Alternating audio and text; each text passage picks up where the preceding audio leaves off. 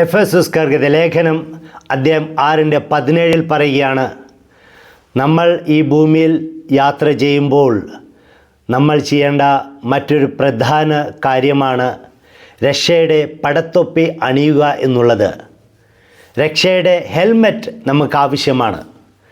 നമ്മൾ വണ്ടി ഓടിക്കുമ്പോൾ ഹെൽമറ്റ് ധരിക്കാറുണ്ടല്ലോ.